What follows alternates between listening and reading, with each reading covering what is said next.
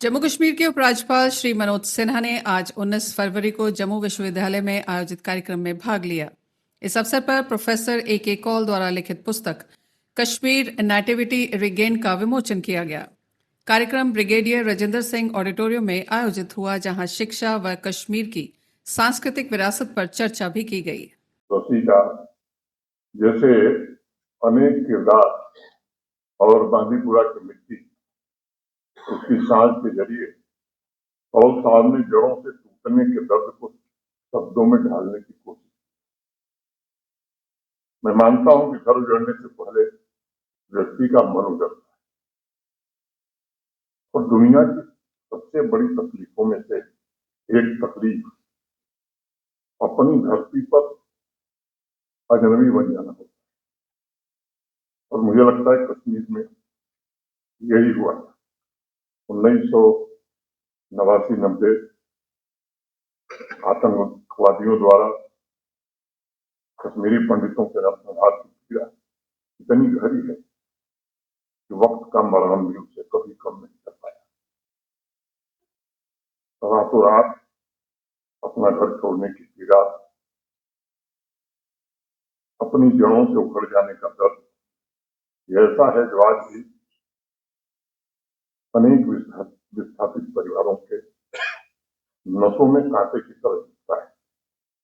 मोहन और हसन, दो दोस्तों की कहानी से किताब की शुरुआत करके कौल साहब ने बताने का प्रयास किया है कि अपने ध्यान में हंसी खुशी से भरे घर अपने गांव को अलविदा कहना ये आसान नहीं होता। लाखों कश्मीरी पंडितों के लिए अपने बगीचों, बागों, अपने खेतों को अलविदा कहना भी आसान नहीं था, लेकिन भय और आतंक के तूफान ने उन्हें अपनी ही धरती से जुदा कर दिया। रात के अंधेरे में आतंकवादियों की चेतावनी के बाद कश्मीरी पंडित परिवार कश्मीर के गांवों को छोड़कर निकल पड़े थे। अधिकांश जम्मू आए। कई दशक तक कुछ न्यूज रिपोर्ट के अलावा उनके विस्थापन का शोक गीत बड़े पैमाने पर लिखा नहीं गया और वह गीत उनके सीने में दबा रह गया। आज भी कभी कभी मुझे लगता है कि कश्मीरी पंडित समुदाय की सांसों में वह गीत उभर कर दम तोड़ देता है। मैंने न्यूज चेक मैगजीन में विस्थापित परिवारों के वीडियोज और अनेक इंटरव्यू देखे हैं। उन परिवारों के दर्द को देखा है जो जम्मू आए थे। समृद्धि से भरे घर को छोड़कर वे परिवार टेंट में रहने के लिए मजबूर कर दिए गए थे। छोटे छोटे बच्चे हर चीज को अजनबियों की तरफ पलट कर देखते थे। तो उन किताब में नहीं, एक राजनीतिक दल के कार्यकर्ता के नाते उस समय जम्मू में आने का अवसर भी मिला था, तो आंखों से भी देखने का सौभाग्य मुझे प्राप्त हुआ है। वीडियो देखकर या प्रत्यक्ष आंखों से देखकर ऐसा लगता था कि जैसे उन परिवारों को उनके अपने आकाश से ही वंचित कर दिया गया है। मैं समझता हूं किसी भी सभ्य समाज की आत्मा में अगर गहरी दरारें बन जाएं तो उसे भूलना बड़ा असंभव होता है। जैसे कश्मीरी पंडित समुदाय को जो अपने प्रेम, मेहनत, लगन और परिश्रम से घाटी को संवारने का काम करता था, उसे एक ही झटके में काट दिया गया। निर्दोष कश्मीरी पंडितों का रक्त बहा। इनके साथ उन्होंने हंसी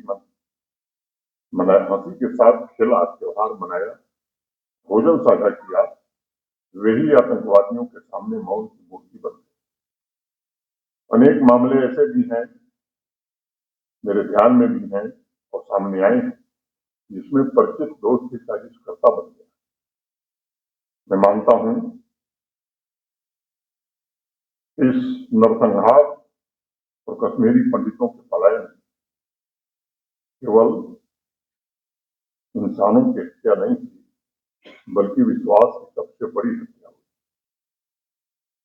रिश्ते बिखर गए और समय उन आंसुओं को कभी सुखा नहीं पाया।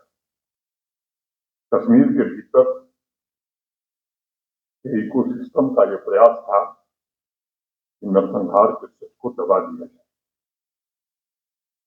मैं हमेशा एक बात कहता हूं कि हम उन आतंकवादियों, उनके सपोर्ट सिस्टम को न कभी माफ कर सकते हैं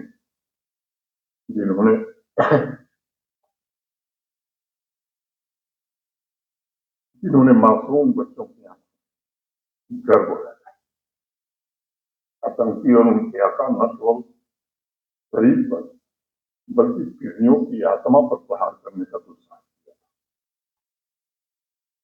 2019 में